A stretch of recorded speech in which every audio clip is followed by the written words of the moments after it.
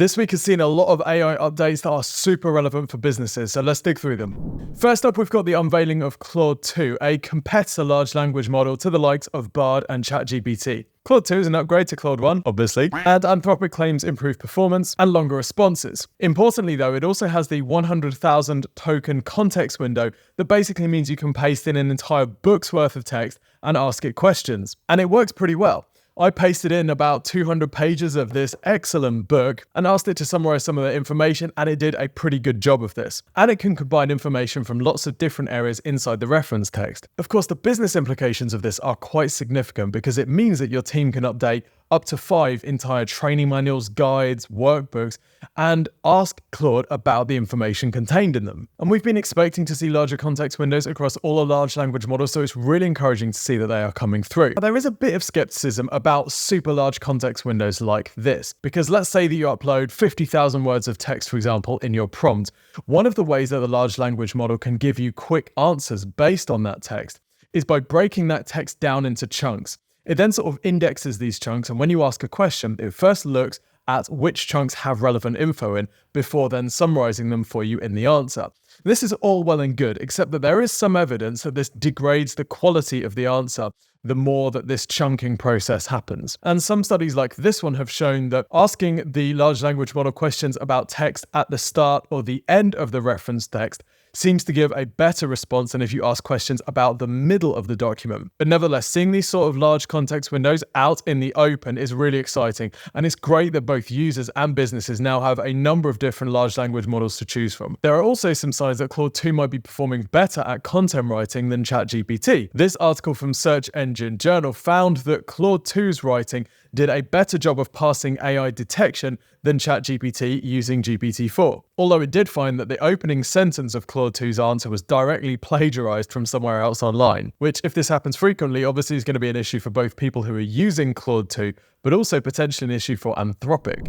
Next up, we have news of e-commerce platform Shopify's new AI sidekick. This is going to sit in the side panel of your Shopify login area and can basically do 2 types of tasks for you. Firstly, it can answer questions and provide insight about your Shopify store. And secondly, it looks like it can actually carry out some tasks in your Shopify store.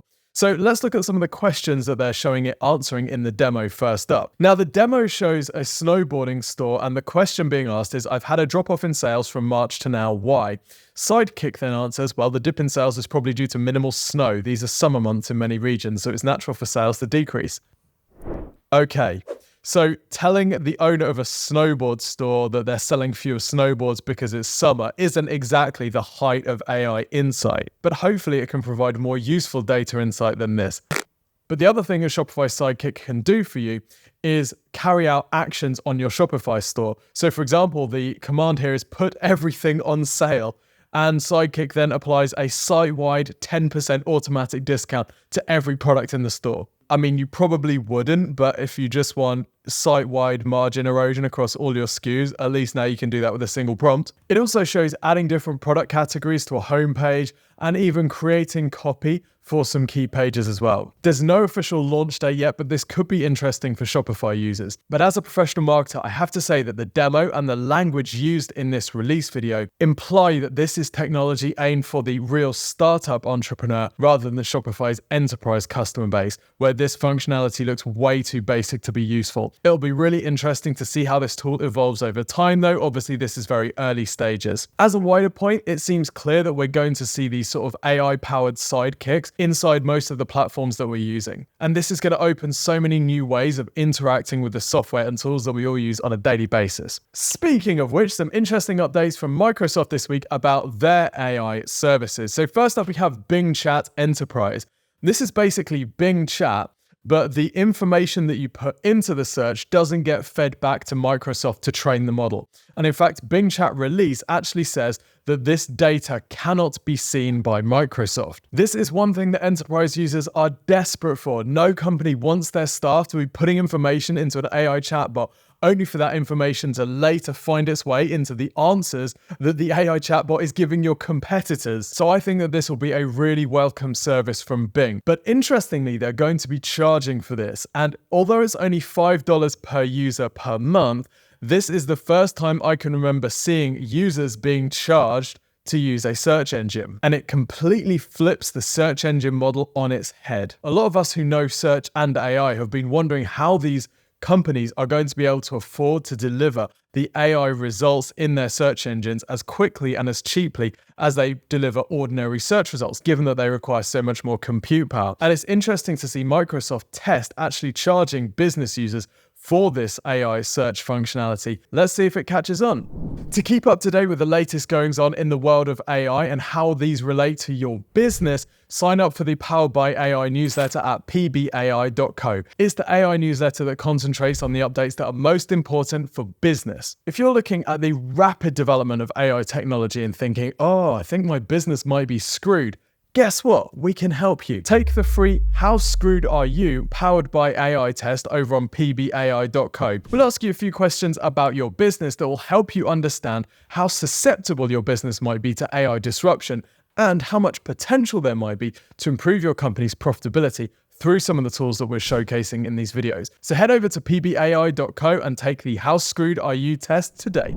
Another update from Microsoft this week is they announced the pricing for their Microsoft 365 CoPilot service. And this is a little chatbot that sits inside Microsoft 365, and it basically allows you to ask questions about all your internal documents, about different files. It allows you to do things like work in your spreadsheets using text prompts and that type of stuff. Now, Microsoft announced this and did some demos a little while ago, but this week they announced the pricing. Eyebrows were raised because Microsoft is planning to charge $30 per user per month for the AI Copilot, and that was significantly more than people were expecting. Bear in mind that if you've got Microsoft 365 Business Standard, you're only paying $12.50 per month for access to all of the Microsoft 365 apps. So $30 on top of that basically almost quadruples your bill. So either this is Microsoft trying to recoup some of the investment they've put into AI and make sure they're monetizing this technology properly, or this pricing is intentionally keen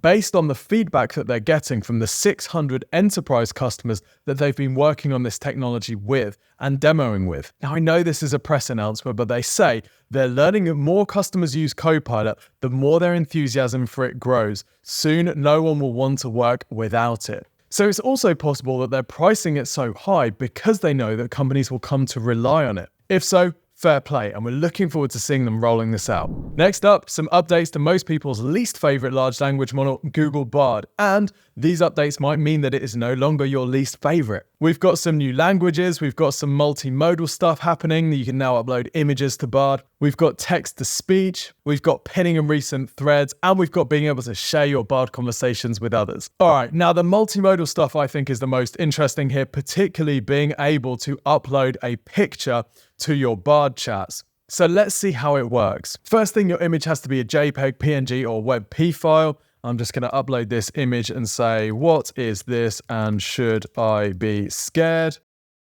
The image you sent me shows a black and yellow bug that is sitting on top of a window. This is a wasp. I mean, okay, how did it know it was on a window? It is, and we know that it's on a window because we can see it's not moving, but obviously Bard has identified that this thing's not flying. Is that just me or is that pretty cool? Okay, now just like before the update, we can click to view other drafts, but we can also now choose to modify our response. We can make it shorter, longer, simpler, more casual, or more professional.